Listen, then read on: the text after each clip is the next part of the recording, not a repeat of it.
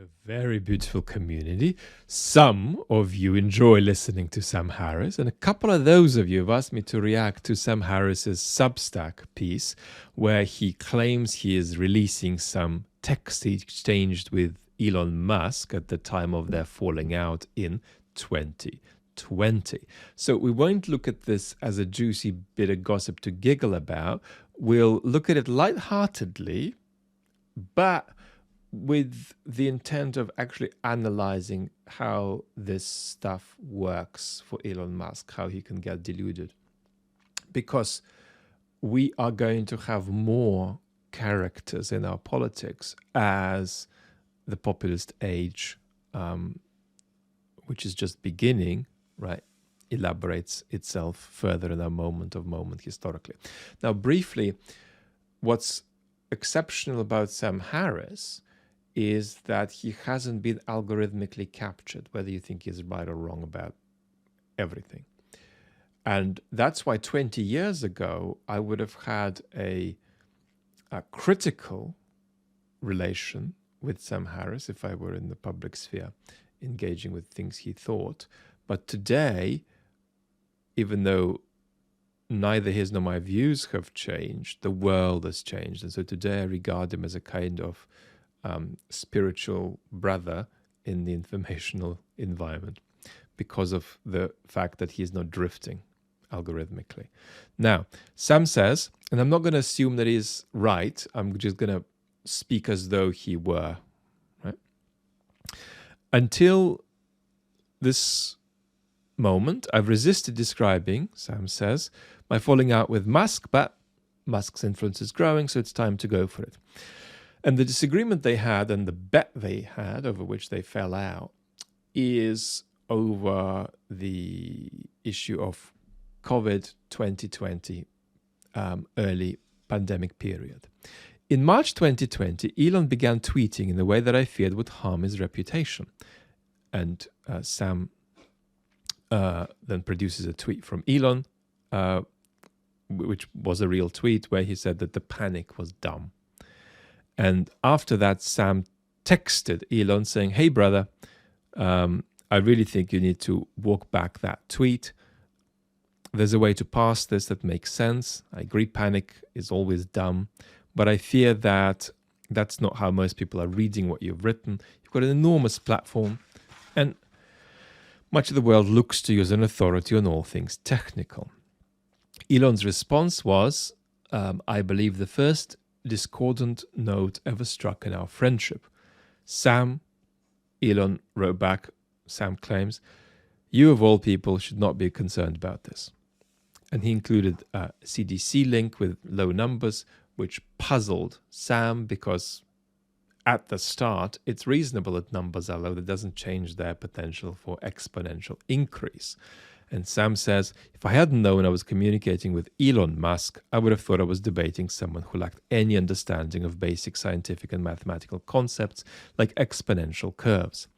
Elon and I didn't converge on a common view of this, and eventually we had a bet, a wager. Elon bet $1 million to be given to charity against a bottle of fancy tequila, $1,000, that we wouldn't see as many as 35,000 cases in the US. Now, Sam says he thought that bet was ridiculously unfavorable to Elon. He suggested going for 3.5 million. And Elon said, no, let's do 35,000. A few weeks later, when CDC website was saying that 35,000 deaths, not cases, were crossed, and 600,000 cases had occurred by then, I texted Elon, Sam says, and I said, is 35,000 deaths plus 600,000 cases greater than 35,000 cases? This text appeared to have ended our friendship. Elon never responded, and it was not long before he began maligning me on Twitter for a variety of imaginary offenses. So let's speak as though this were true and analyze it a bit.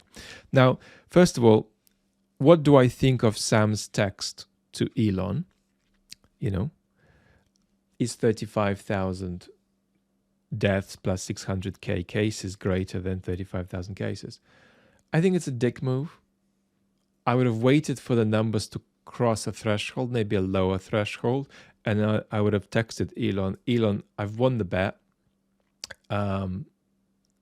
Let's donate $1 million to charity. Let me know if you have, any queries or issues with my assumption that I think I won the bet. Now, Elon hates being wrong, but that's not what's superficially driving this. Two things are superficially driving it, and we'll look at what's more deeply driving it. Superficially, Elon is both questioning the veracity of the numbers, and he just doesn't believe the issue is serious enough. So he thinks that Sam's fallen for some kind of mainstream narrative. So having said this, what's really going on underneath this? And it's really two things. It's the village philosopher phenomena combined with neurodiversity that's fueling the village philosopher phenomena.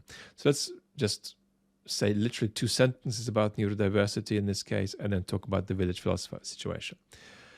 Now, autism can give you amazing moral clarity on certain issues, but it also often puts people at risk of being quite green on an issue, having a premature sort of certainty about the issue, despite being green, despite not being immersed in it enough. So sort of rigorous clarity and certainty when you've understood only 10% of what you need to understand is a risk, right, with that neurodiversity. What about allegedly ADHD? Because autism is something that Elon talks about publicly, ADHD isn't. So we'll say allegedly. ADHD can just make you jump on topics that in fact are not a part of your life, that you don't need to jump into and discuss. It's not going to benefit you. And anyway, it's gonna be unconstructive, but you jump anyway. And these two trends of neurodiversity can dramatically exaggerate the village philosopher phenomena, which all humans who are neurotypical are vulnerable to anyway. So let's talk a little bit about that. The village philosopher is somebody who is very smart at something in their village, and on top of being really smart at something in their village, thinks that they're good at philosophy too, and moreover, is actually better than anyone else in the village at philosophy.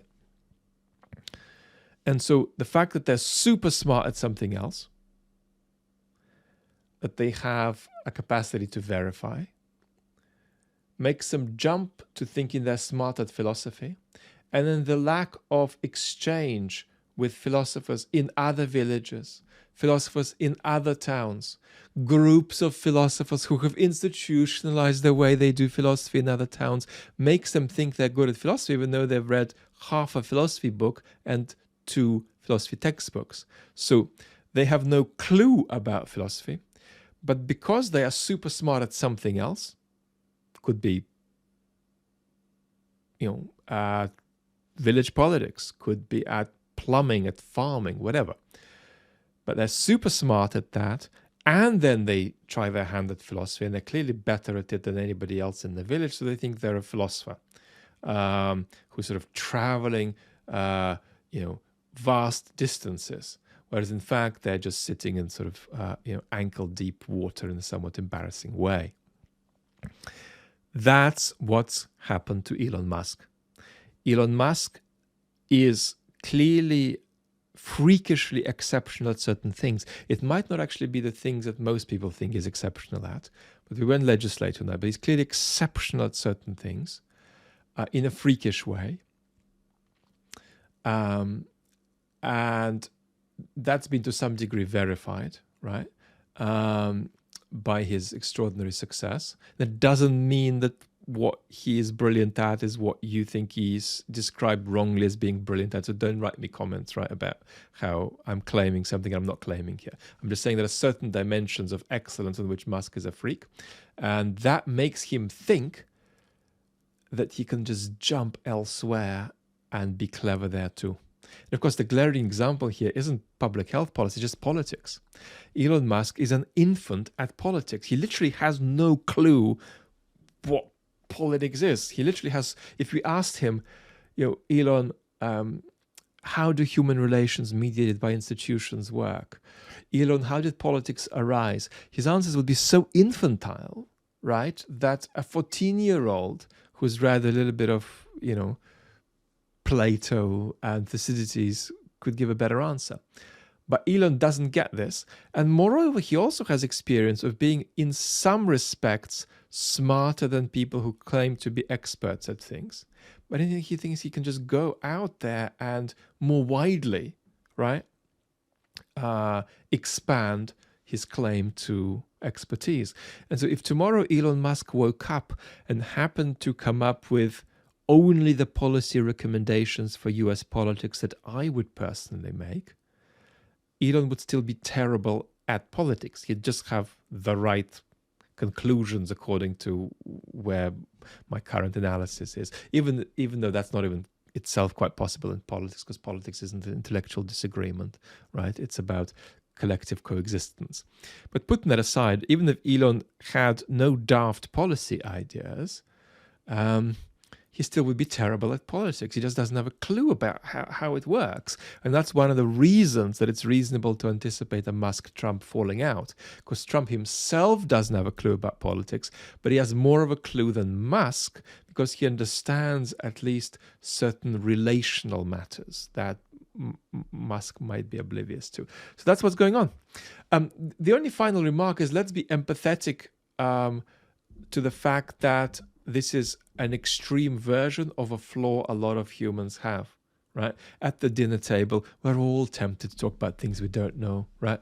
Just Google free will on YouTube, and I can guarantee you that the majority of the videos on free will on YouTube, including by neuroscientists and by, major YouTube essayists, are things that I would consider crossing out in an undergraduate essay. Not because they're wrong, but because they can't even conceptualize what the debate is about. That's normal. That's part of life. And we all drift in these directions. There are just some areas where we drift more. And now, funnily enough, philosophers, professional philosophers themselves, not at all immune from this. It's just that the discipline of philosophy requests of them that they should be immune. It doesn't make them immune, it just makes us professional failures when we're not immune. Because what philosophy, above all, arguably, is going to demand of you is that you don't go around thinking that just because you're an amazing pastry chef, you're going to be good at building boats. And so what being a good philosopher is supposed to be, in great part, I've exaggerated perhaps by saying it's the main thing, is that you're meant to be better than any 1,000 people randomly taken off the street at not thinking that you're good at both just because you're good at the class. But that's the kind of direction in which Musk is sort of ludicrously victimized by his narrow talent. Enough. Lots of love.